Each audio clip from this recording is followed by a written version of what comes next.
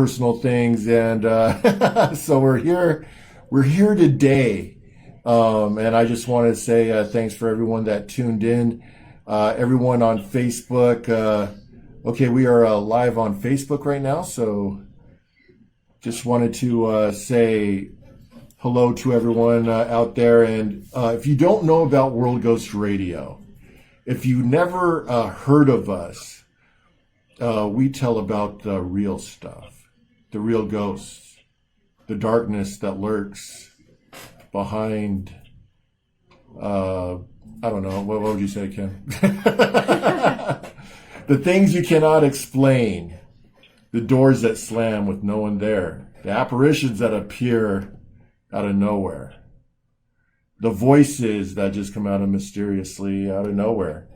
So that is what we do. And today's guest, I would like to introduce to you someone who I have got a chance to work with. He's a great individual.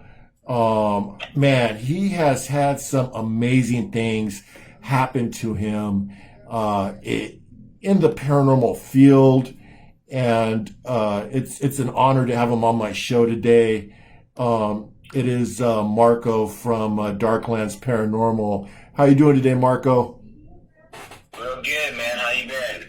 I've been great.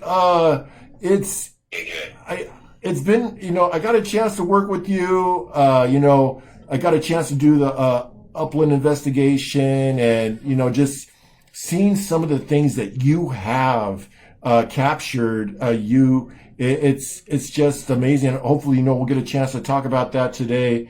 So can you let the audience know a little bit about about you and how you got into doing what you do?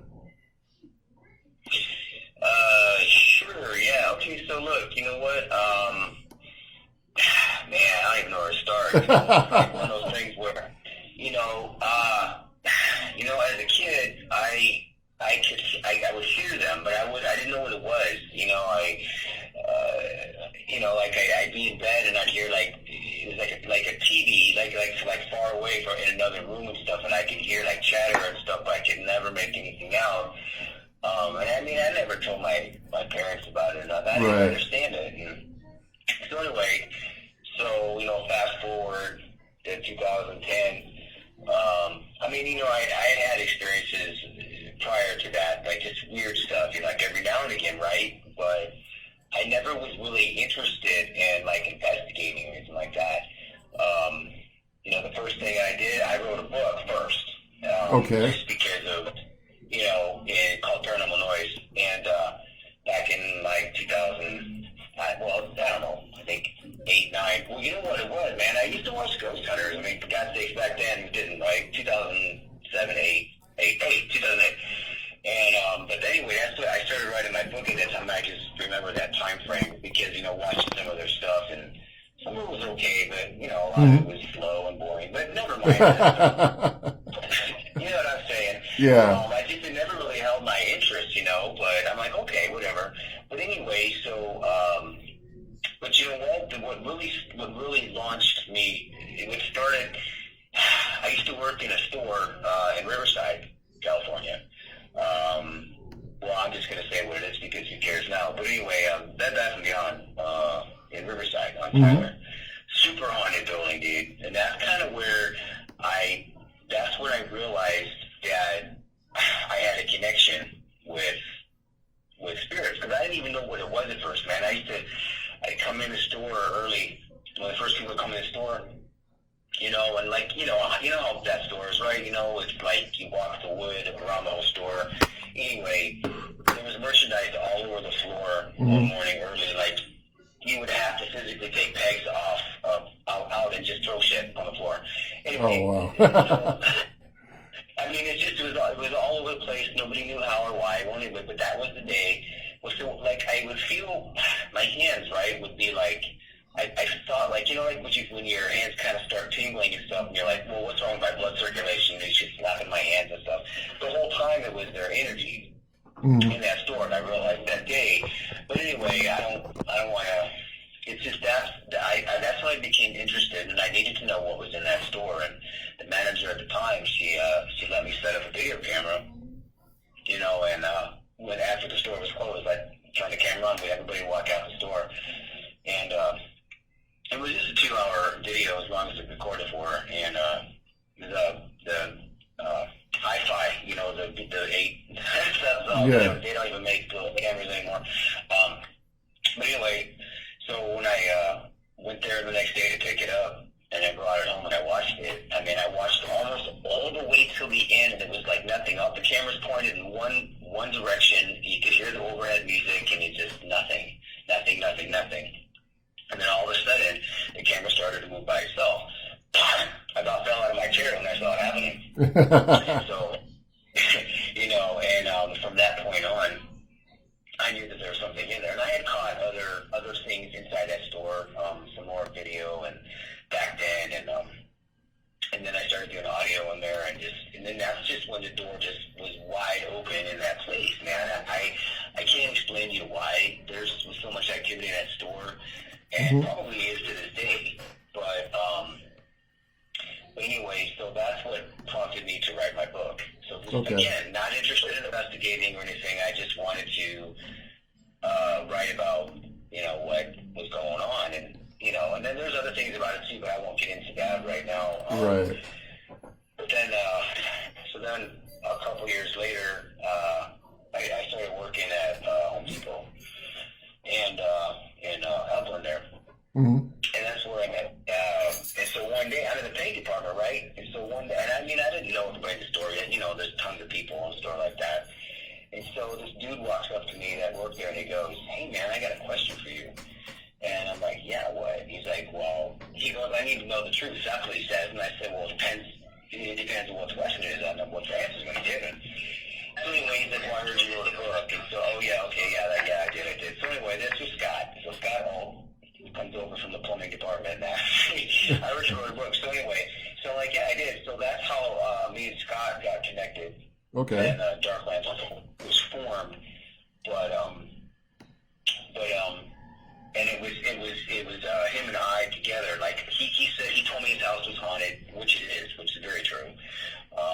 And so that's the first place that I ever went into, was his house, with a couple of other people I happened to be kind of hanging with for a while before, you know, we started Darklands. But you know, but we just, you know, we found out that, you know, our energies together created this. I don't know what it is, man. It's like they would come to me to speak to, and him for photos for the most part. And so it just, when I realized how much communication was possible. I mean, there's just way too many stories, man. I mean, there's stuff that just, well, you know. Well, how about we narrow it down to what is the scariest thing that has happened, and where was that at? Scariest. I would have to say the weirdest, and it kind of did scare me. I mean, that is like being scared and being like just like completely blindsided. To me, is like two different things. Right. So I guess it could be a little of both, but this where I used to live there. In fact, you would stay there, okay, for a few days. Yeah. That place. We won't get into that story, obviously. So probably, I guess it's probably been 4 years now, but you know, those are the townhomes, and so this lady, this young woman was like murdered, like in one of those townhomes. Like, it's just, well, first of all, she was a stripper. You don't date strippers because you're gonna get upset, right? That's what happens. Do not date a stripper because, you know. Yeah, but, not that I have, but you know, I know. So what happened was, she was, you know, home in bed, and her dude came home. I don't even know if he lived there. I think not, but he definitely had a key, and he came in, man, and just shot her in the face and bang, right? Yeah. It was horrible. So, well, the manager of that place at the time, she knew what I did, and she's like, "Hey, you know, before we rent that unit out, do you guys want to go in there and check it out? I'm like, yeah, okay. So she had only been dead probably a week, and we went in there. And so what we did is, when we went up, we went all the way to the top to where, she was shot. And right before, so I was first and Scott was behind me, coming up the steps. And just as soon as I crossed the threshold to go into the bedroom, she came and she just moved right through my body, dude. And I was like, I didn't know what was happening to me, because it was like all I could feel was fear, but it wasn't my own fear. And I can't even really explain that. It was just like, it was just weird. It's the weirdest thing. And I turned around and I grabbed Scott's shoulder and I looked, and he told me later, he goes, dude, you're like white as a ghost, man. He goes, yeah. I said, I don't, and it was like, again, like I said, I can't really, because like when you're scared yourself, it's because, I don't know, because you are, like if something has frightened you, but this was not, I guess it was more like an empathetic thing or something maybe, but it freaked me out because I never felt anything like that ever before. And I never did again after that. It's like, so, she was just so lost and didn't understand what had happened that she was just flipped out, and she just, right. I don't know, she just like running out of the room, and like, okay. And Scott got a photo of her. He shoots in the mirrors all the time. And so in that bedroom, he was shooting straight into the bathroom where there's big mirrors over the sinks and stuff. And she was behind him, man, and her face is blown off. Really crazy. Super crazy. But yeah, that's like the first thing that comes to my mind that really actually, I guess, scared me, because I didn't understand the feeling and all that kind of stuff. It was crazy. So you got an immediate response. You walked into the house, and then all of a sudden, this just energy came right through you, and then you just felt I felt like fear and just like totally was like weak and lost and everything all at the same time. It's just total, just disorientation and all kinds of. It was just the weirdest thing. It wasn't until, not when we got to the top, right as I was walking into the room where she was shot, that's when it hit me. She blew right through me. I was like, wow, okay, that was crazy. But it was weird, yeah, that's got to be it. If I'm making a better one, I'll let you know. But yeah, that's really, that's the one I remember that so well, because it was so weird. So. Yeah. Oh, okay. Man, that's insane. I'm trying to. I guess they're saying that my mic is a little low. So hopefully, I'm just adjusting a little bit so that way they can hear you. Yeah. Okay. Okay. Cool. And I just want to say real quick, if there's anyone on Facebook that has a question for Marco, go ahead and shoot them on Facebook. We are live right now on paranormal, facebook.com/paranormal on air. Hopefully it's been, did you get a chance to share it all over? Or? A couple places. A couple places? I'm trying. So, okay, so let's get to let's go fast forward a little bit. And let's talk about the Graber Olive House. Oh yeah, great place. You know that. Yeah, that's the place that kicked off everything for us. And when we were, Graber Olive House is the oldest working business in Ontario, California.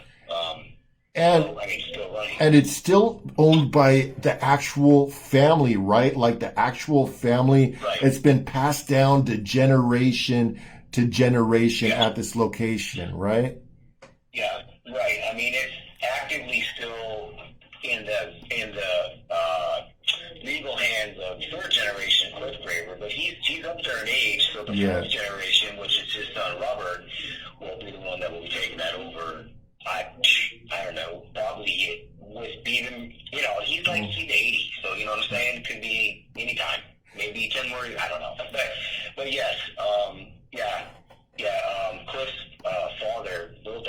was 1887, and well, actually built the barn, which is the loft, now. But Yeah. that place holds so many spirits, man. I mean, incredible place.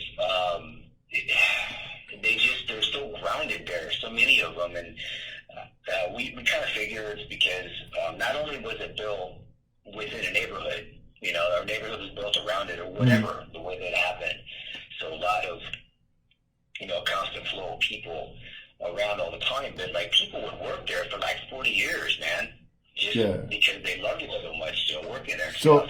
So my question is that the photograph, like if no one's seen this, there's this photograph from the Olive House, Graber Olive House, that they've captured of a black mass.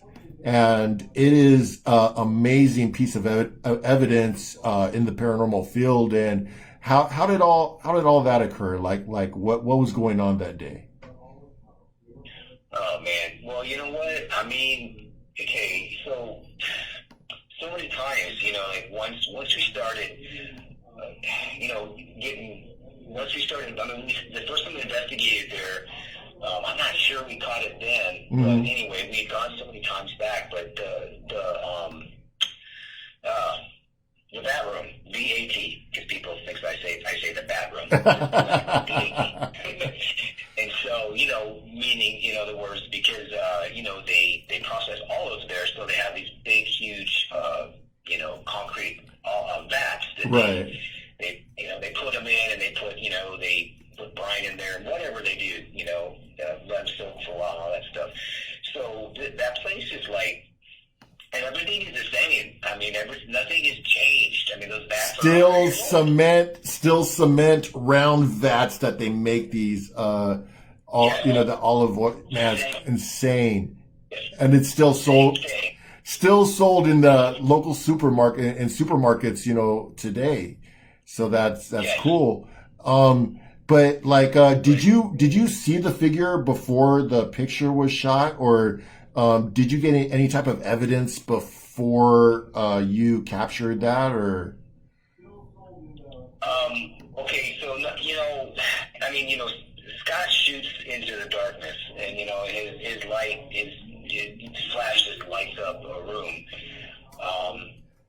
and so yeah, no. The answer is no. We typically don't see the things prior to getting the shots. I mean, we just don't. That's just the way it is. And so Scott, he kept coming up. Scott would keep getting these pictures of this kind of this black ominous thing, like in the bathroom. And so he started calling him the Creeper. Okay. The Creeper, yes. Just because. Because he would he says because he'd always be creeping around, he'd be creeping, looking, he'd always be watching, but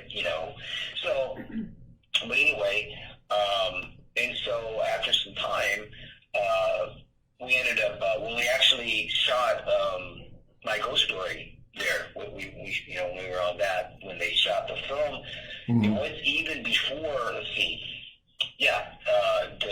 the producer, he, I think it was actually his brother, but you can find, that's the only video you can find on that. See Graber Olive House, it'll pop up, and he tells the story, but just with the camera, just a regular little camera, just started shooting, the back wall, and he got a really good picture, super clear, of the Creeper as well.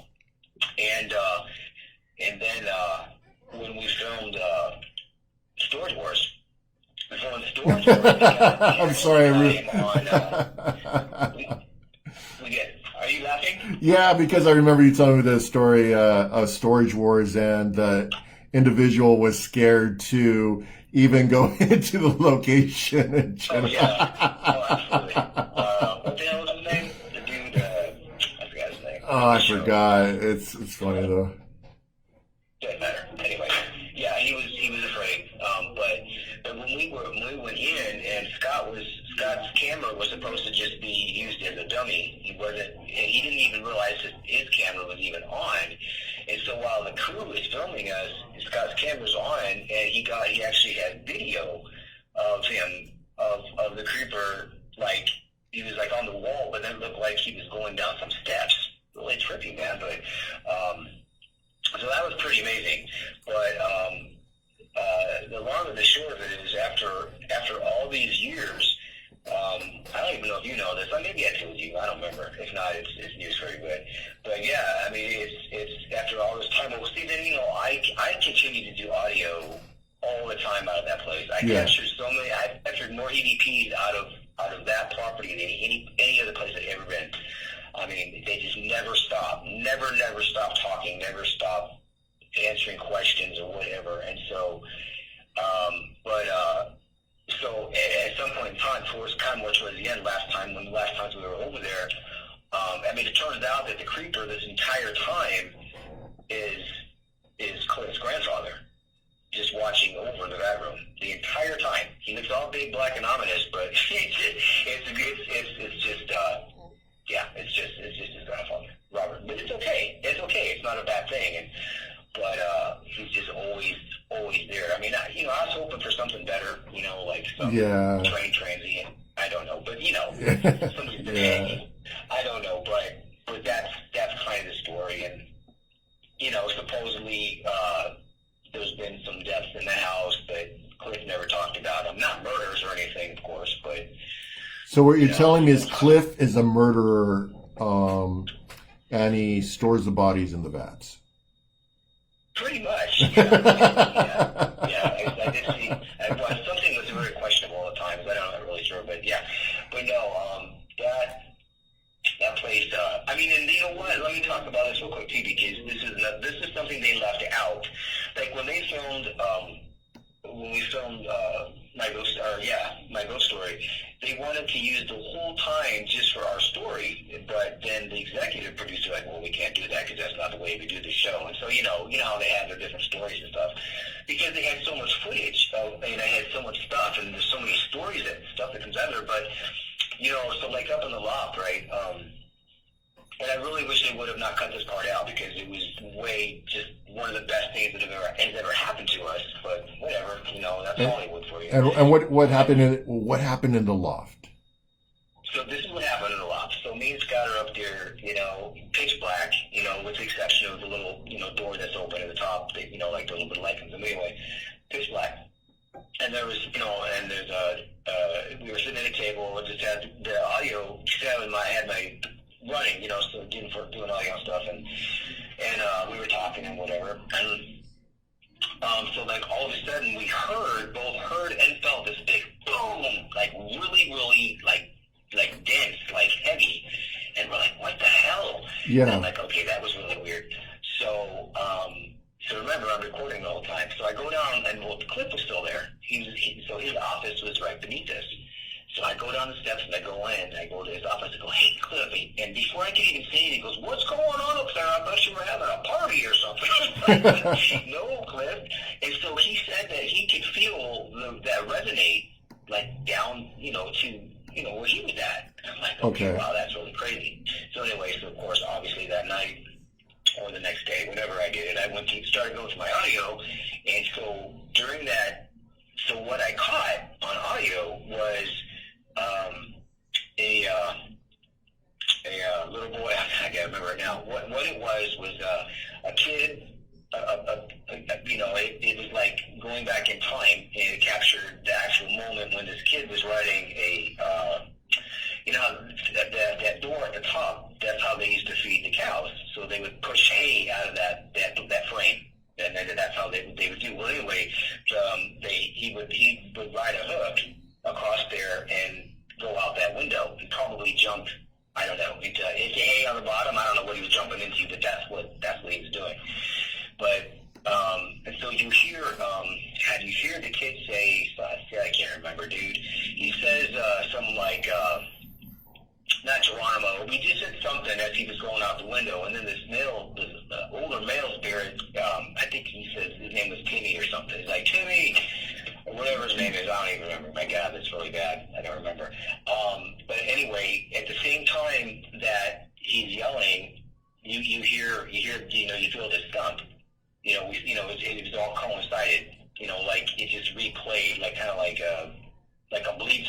You know what I'm saying? But it was crazy because, you know, what I recorded was something that actually really happened in the past. And that's the only time that I've ever recorded anything like that, too. You know, was at that place. And I remember we captured some amazing spirit box audio of that. That was that was insane. And I knew nothing of the story before even going into the loft. And then we heard him come through the spirit box, and it was crazy. Well, that was Luke. Oh, okay. That came through. Yeah. Okay. Yeah, Luke's a completely different thing. Yeah, Oh, okay. I thought that was the same. Yeah, Luke's the one that I had, got the picture of bouncing the ball down below. And Kim got a quick question. I'm sorry. Hi, Marco. It's Kim. Yeah. Hey, did you write a book? I did. So a long time ago. What 10 years ago now, yeah. What inspired you to write the book, and will you be writing any more books? You know, I don't know. I mean, I should, right? Maybe if I ever stop, take the time. And Scott's waiting for me to do that because he wants to be part of the book. You know, because he's not in the first book. But, I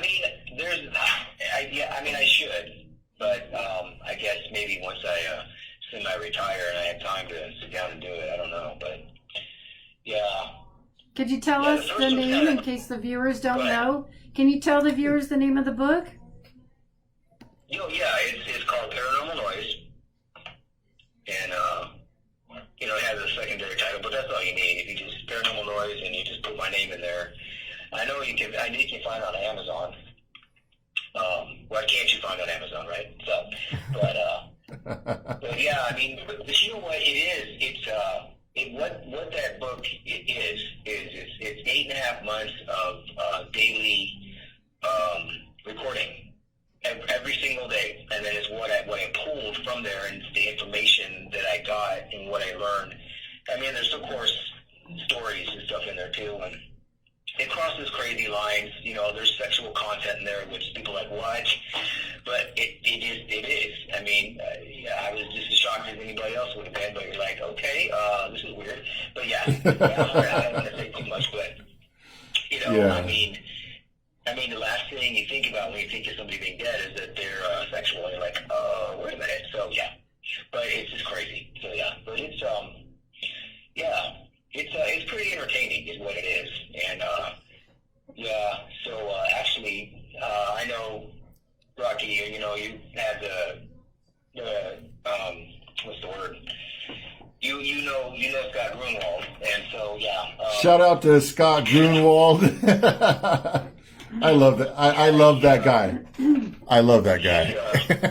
Yeah, him and I have been friends for years and stuff, and the only reason we were ever introduced was because of that book, and because back then, it's so weird, dude. Weird things are so weird. Like, me and Pam were, for our anniversary, went to some place, oh God, she'd kill me. Anyway, we went somewhere. We went somewhere, yeah. We went up in the mountains or whatever. Not like Arrowhead or nothing. We went further, you know. It's not Yosemite. What's next to Yosemite? I don't know. I was up Is there. it a Big Bear or something, or? It was, Redwood? Redland? Or? It was just like, it was freaking like 8 hours away. I don't even know. We'll go. It was 8 hours away from Southern California. That works. It was somewhere up in, like, you know, more closer, like, to, you know, Central California. I'm trying to think of the tiny little town, but anyway, it was a bed and breakfast, and it was run by this lady and her son, an older son, you know, that was like not mentally right because he used to be a black diamond skier, and he had an accident, so something happened in his accident, and anyway, that's not the point. So anyway, so this lady, her name was Amy, or I forget what her name was, but anyway, Amanda maybe, and she's like, oh, and you know, she saw that I wrote a book and stuff. She's like, oh, I have this friend, and I'm gonna invite her over. You know, you guys can come over for spaghetti. Okay. Well, that friend was Angie Matthews. I don't think you've ever met her. I don't think I have either. Angie Matthews has been friends with since the beginning of time. And so that's what happened. So she bought a copy. She bought my book up there, and then she gave it to Scott, and she never got it back. And Scott kept it. And that's how the page 37 got started. You gotta read page 37. Or no, maybe it was 39. I can't remember anything anymore. One of those pages. And so, but he went on. Question. No, not what the hell is that show that's on so late?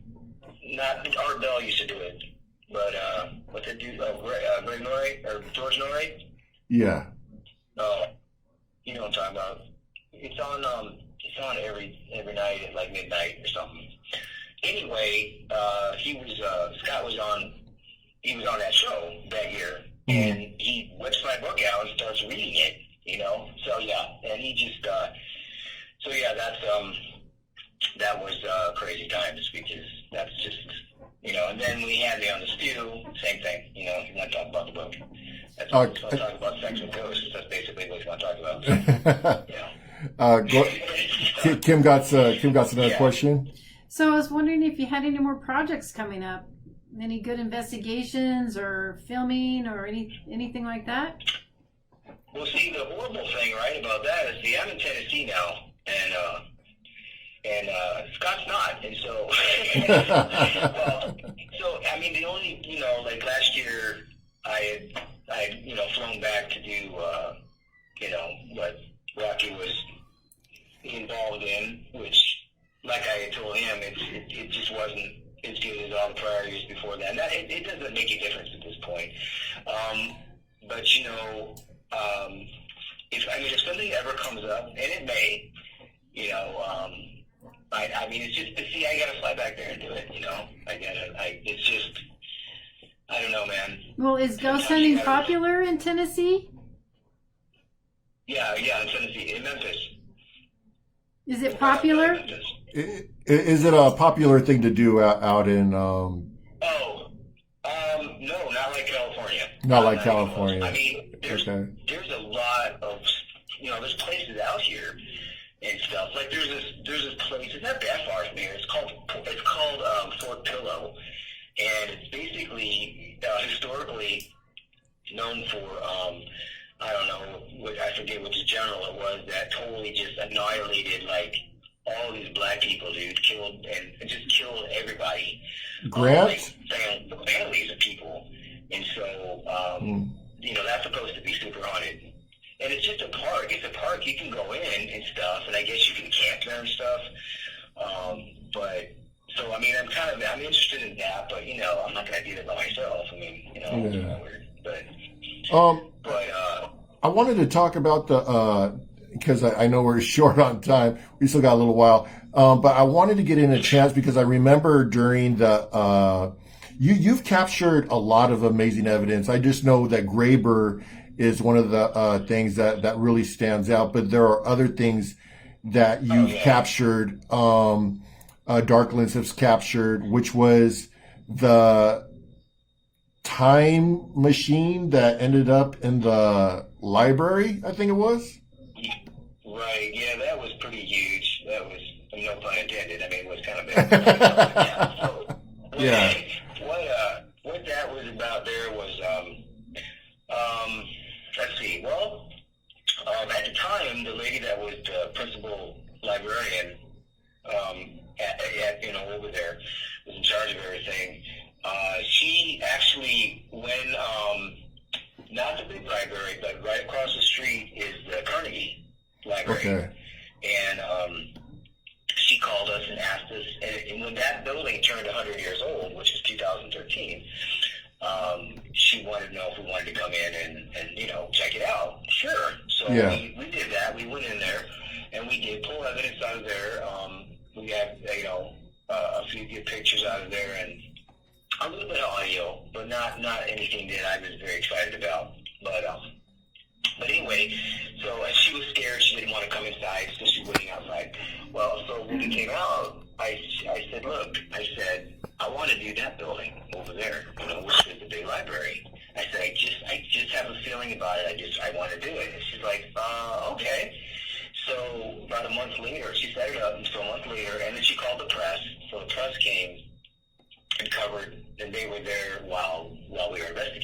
they weren't with us. They took pictures and whatnot and whatever, because she just wanted the publicity for it. So anyway, so we're in there and we're just shooting, and again, and now and there it was just low lighting, right. Which is perfect for me. And I got a kid, but never mind, that's not the time machine. So, I was going to say someone forgot to return a book, so they decided to. So never mind. Yeah. But anyway, so now, for anybody that doesn't know, or anybody that does know or cares, but anyway, like, when you're shooting, you want to shoot like 3 photos in a row, at least. Yeah. Obviously, see us something to compare it to. So,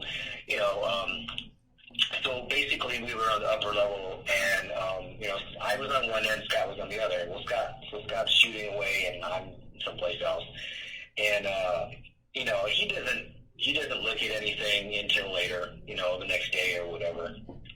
And when he called me, he goes, "Man, I got something I got to show you." And he goes, "I don't even know if I want you to see it."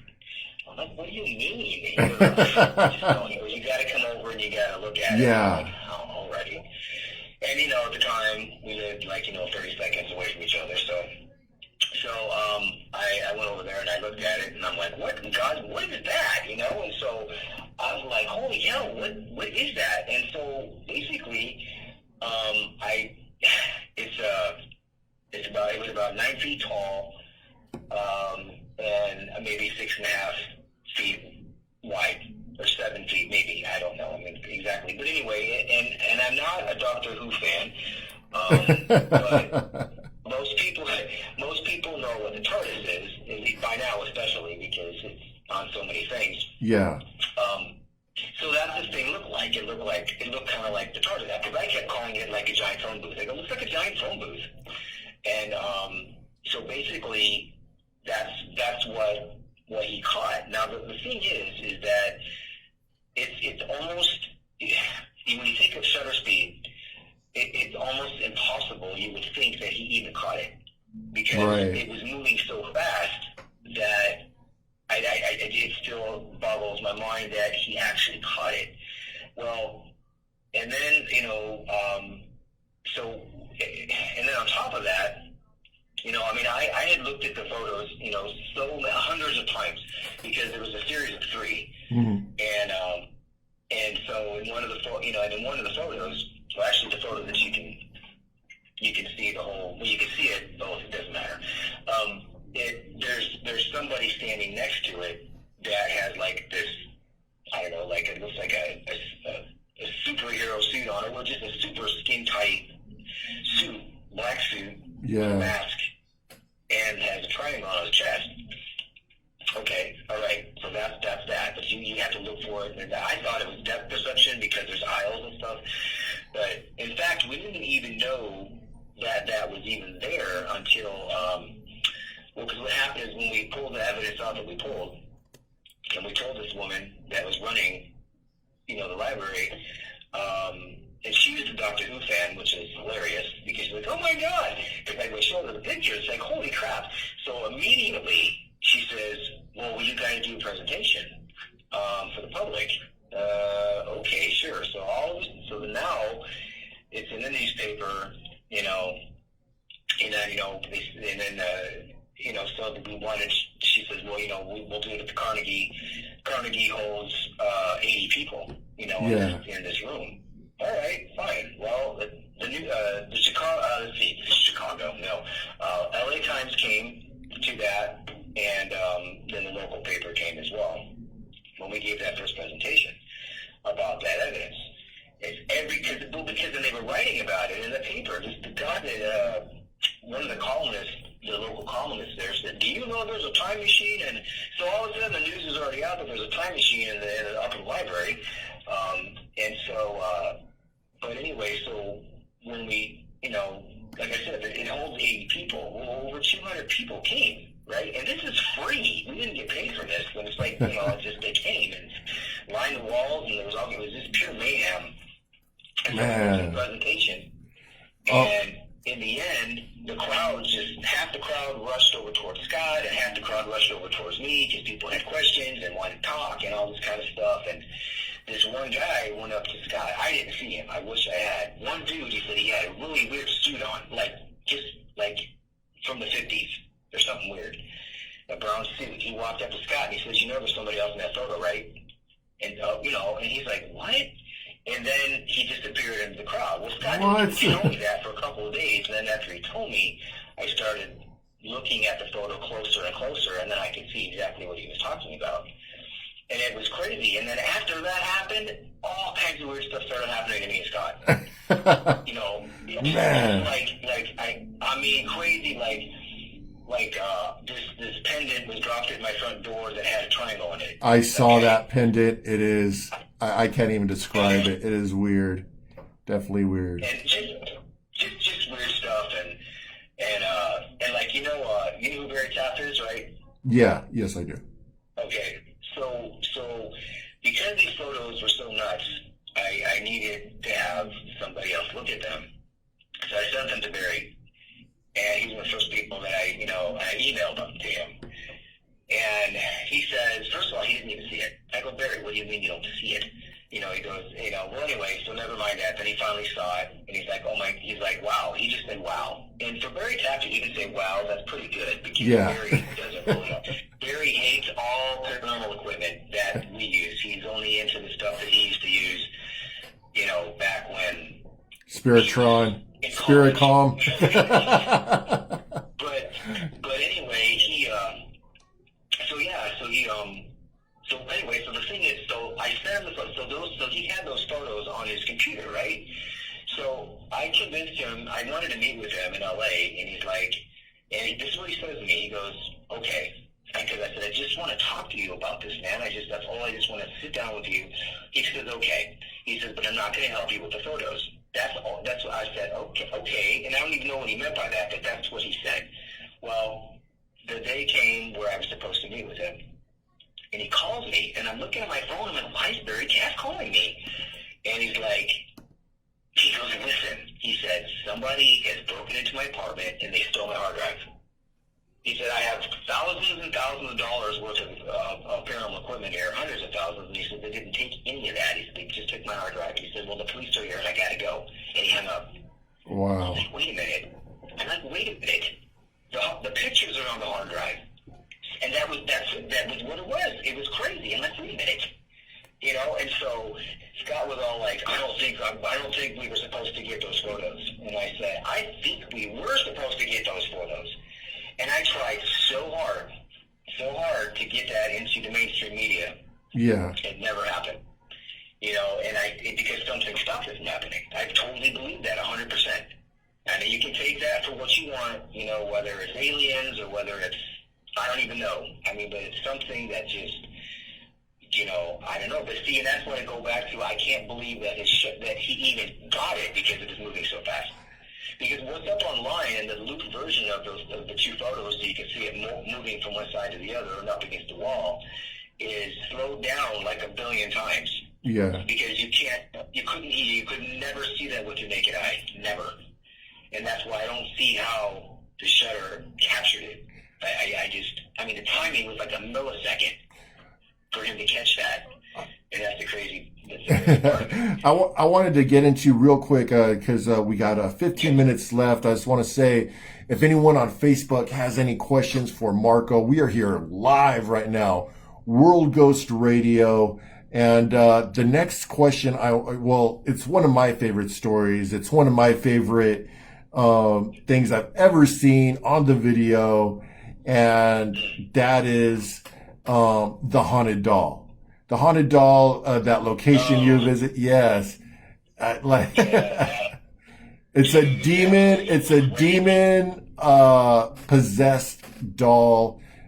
Just give us some insight on that story real quick. Yeah, that is like nuts. I mean, there was this place out in West Hollywood, man. It's called Panpipes, and one of the women she still owns a business, but at the time, her partner, they both were there, and so the person that I knew, she, you know, she said, yeah, sure, you guys can come and check it out. Well, she had this creepy ass room. Well, she works in production.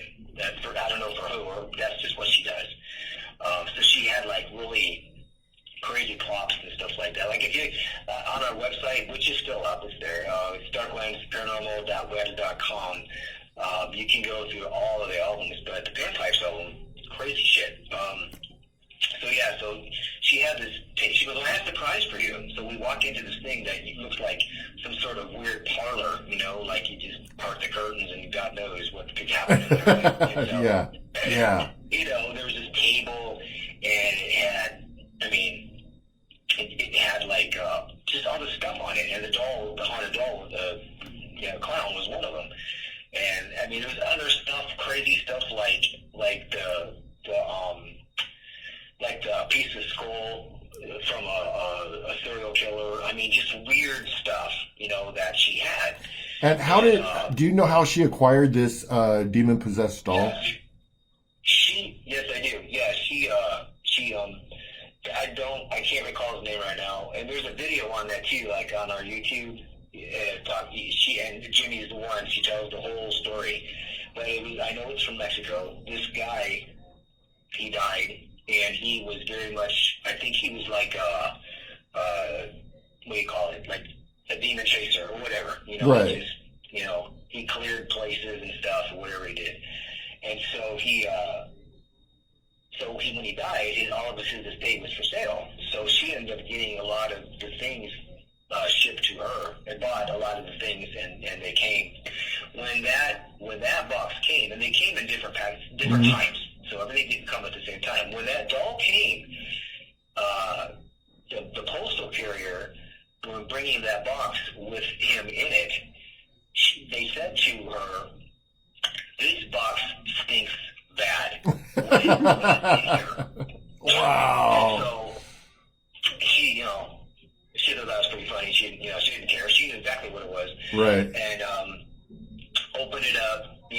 She had the thing wouldn't behave. I wasn't even really believing this. What do you mean wouldn't behave? And she's like, well, he doesn't get along with everything. There are other things on the shelf, and so he would like switch things around, and he would. She went through all this stuff that sounds really super unbelievable. Saying that he drinks rum. What? Okay, I'm like, are you kidding me? And takes bites out of donuts. Crazy shit. So those are her stories.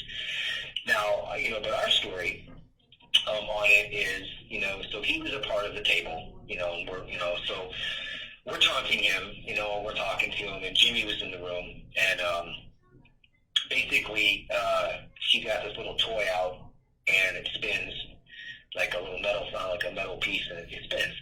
Yeah. If you spin it with your hand, your finger or whatever. So we got the camera on the clown, and Jimmy's talking shit to the clown. And so she's just like, she's telling him to spin the toy. And, and she's like, do it like that, Yeah. My light, talking about this, shit. my light just went off right now. That is crazy. Just talking about this story.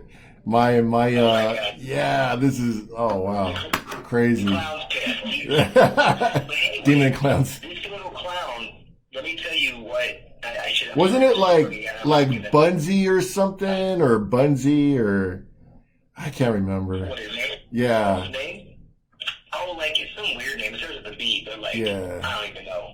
You know what? At the end of this video, I'm gonna at the end of this live stream, I'm gonna, when I edit it, I'm gonna put the clip of the clown. I know I'll go ahead and do that. But go ahead. So she was saying, I remember she said, "Do it." She was like, "Do it." Yeah, and he got pissed. He just, and so, but the quick story behind it is that, so there was a family that obviously had something against another family, and so this, the family that the clown was handmade, and the demon was bound into this doll on purpose and given to this little girl of this family that they didn't like. And so it just from there, I mean, she dies, her sister dies, a priest dies, and it's a whole story, supposedly. Cows jump over a hill or jump off of a cliff, and that is just crazy stuff. This is all in Mexico. All this stuff supposedly happened, but what I will tell you is I'm not afraid of the clown, but yet that is the only thing that I would never bring into my own home, ever. Yeah. Not ever.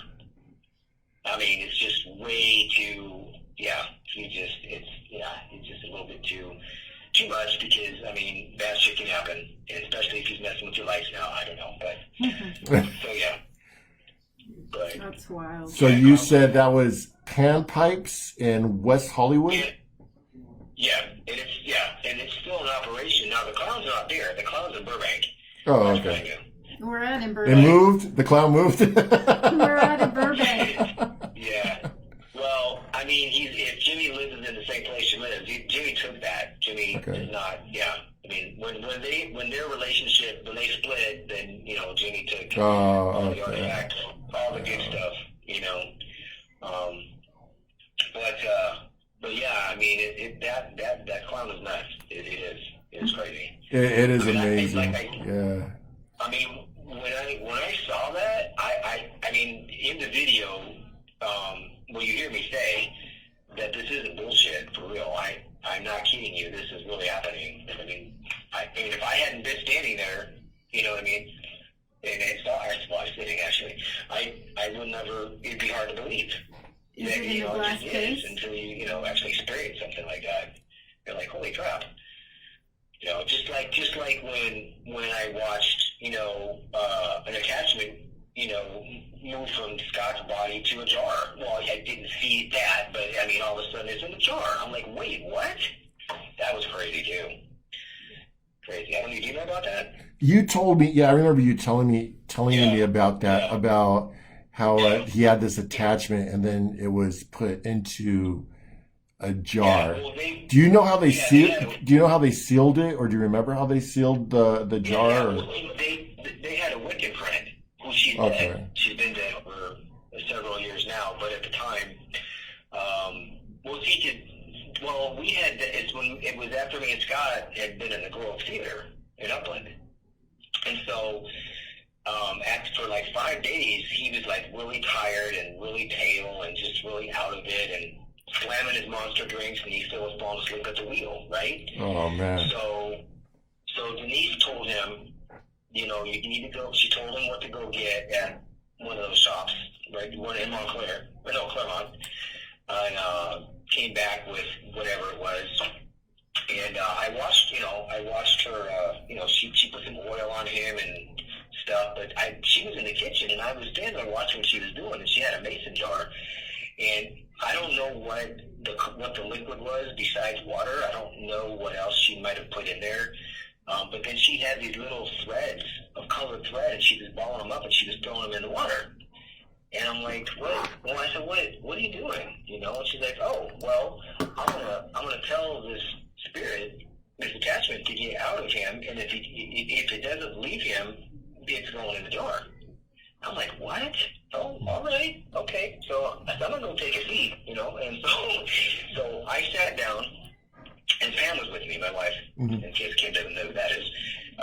We were both sitting there, and so Denise says to me, she goes, I want you to turn on your recorder. Now, Scott's house is always active. You can turn the recorder on. You're always, you're going to hear something. Somebody's going to say something. That's just the way his house is. Yeah. And that's kind of what I expected it was going to be. Well, anyway, so I turn it on, and so we're sitting on the couch, and she's telling this thing. She goes, you need to get out now, because if you don't, you're going in here.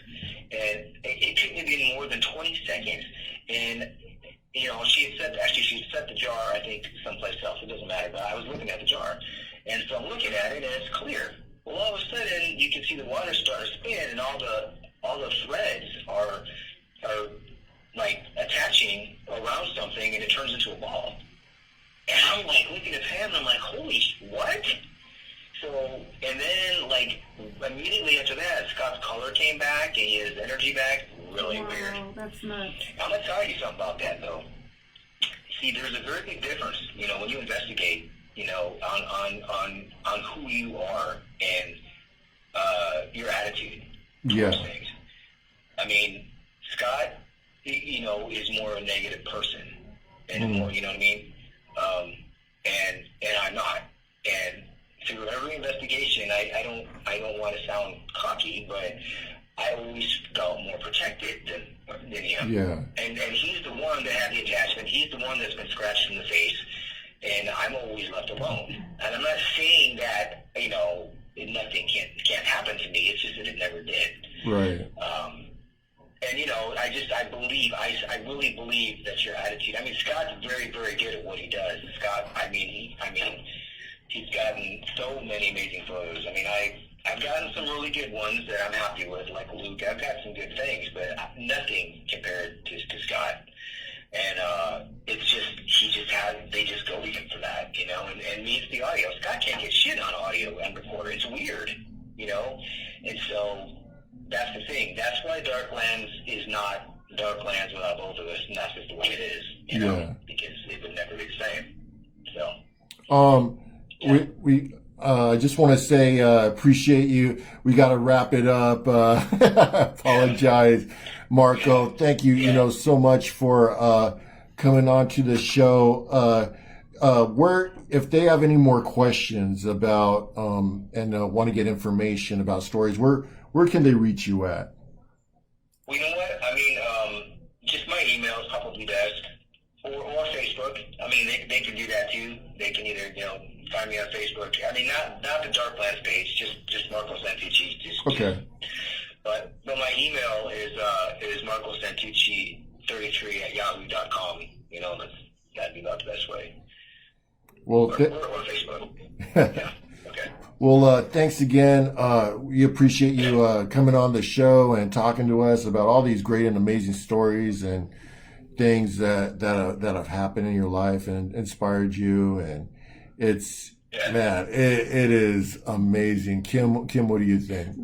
Thanks for being on. Maybe we can get Scott on here to, speak with us as well. That'd be great. He'll probably come on for you. All right. All right, guys. All right. Thanks. Have a good one, Marco. Have a great night. All right. You too. Take care. Bye-bye. That was Marco Santucci from Darklands Paranormal. Great guy. I got a chance to work with him before, and he has some amazing experiences. I've seen the videos, and I cannot even begin to tell you how amazing of the stuff that Darklands have captured. So, but it's time for us to wrap up the show. We won't be here next week. Unfortunately, we have an investigation next week, and we'll be on the following Wednesday after that. So if you tuned in, I want to say thank you for everyone that tuned in. I appreciate you guys coming on here, getting a chance to chat with us while we do this live stream. It's great to have you guys on, get your guys' input, and we appreciate, you guys being able to give us your input of what you think. Kim, you got anything before we go? No, that was a great show. It was kind of trippy about the attachment in the jar. Yeah, it is. Man. You know what's weird is that everything is like a sphere. I noticed that about everyone that talked about some type of energy that's, whether it's mostly negative, always ends up in a sphere. That's been on the show. It's like, okay. Kind of like a tornado. Yeah, I guess this giant balls. I guess okay. Negative energies are like that big. So okay. So once again, see you guys in 2 weeks, and be there if you dare. Take care, everybody. Good night.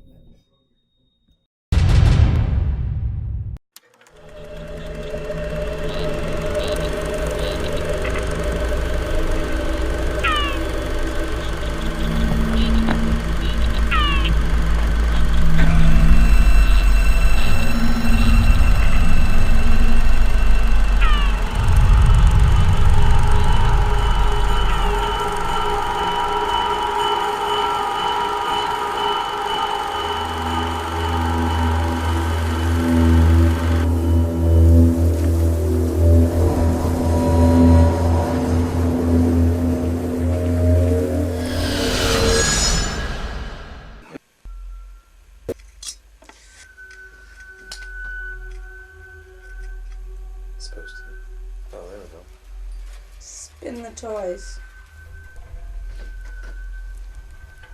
Holy shit. That's on film, okay. Come on, Behemoth, spin it again, please. You think he cares about police or no? Do it. You gotta be forceful.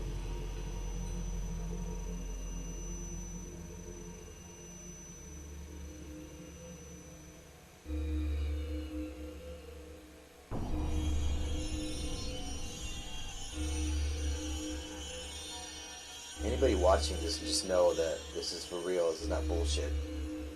There's no tricks. There's no strings.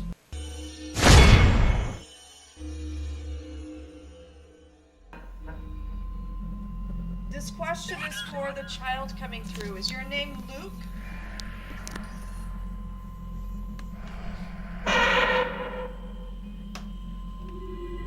Can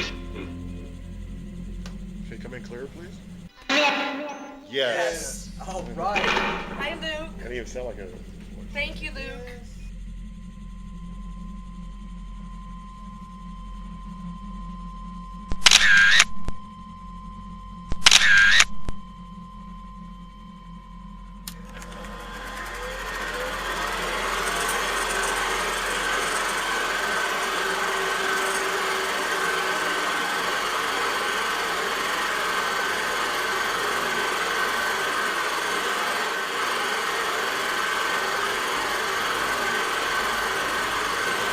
She's worked here at Graber. How long have you worked here? 17 years. 17 years. Okay, now in 17 years' time, what have you seen? Oh, I've had touch my shoulder. I've had, I can see somebody walk by but we didn't hear no footsteps. Just saw the movement because there was no sound. Nobody was there. Oh, scary stuff. We had the same experience in the tack room. Cliff and I were standing side by side in there, and there was something when it was so dark, it was just pitch black. We were feeling the whole way around, and something went in front of us so slow that it was so cold that it felt like you could touch it. That's how cold it was. Here with Cliff Graber, third generation of this wonderful family establishment. Okay, so Cliff, is there anything you want to add to the encounters here? I was sitting in my office a couple of years ago, and I definitely felt a touch.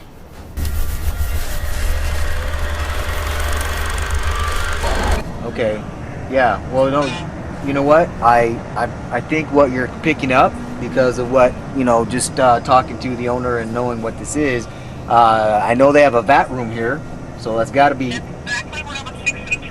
I was going to ask you what is the bat?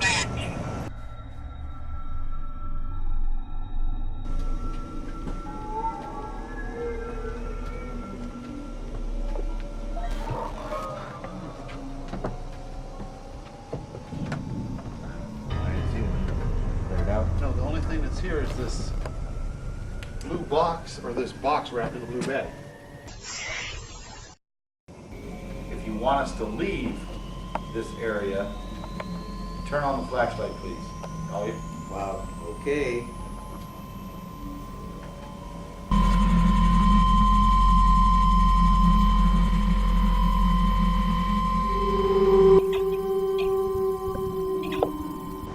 But you never seen a mirror just sitting off in a bunch of bushes and stuff? Not normally, no. I didn't either. That's why I took pictures of it. Something spotted walking by when they're working inside the living rooms off the breezeway.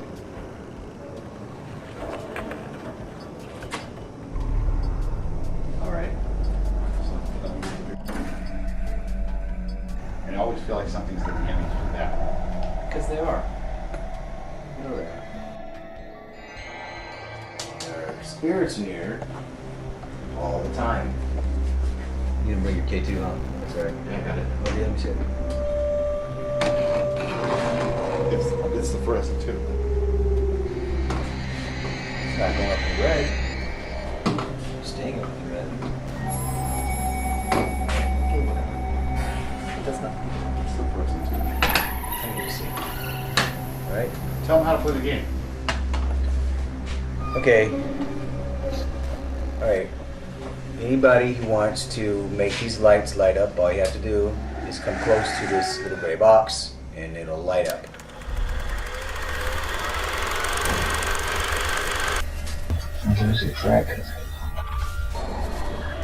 Where's the guy, where's the ghost with the English accent? Can you say something for me? Because you sound like Roddy McDowell. Just come. Well, good night, all you dead people. Yep. I'll be back. Sure. There you go.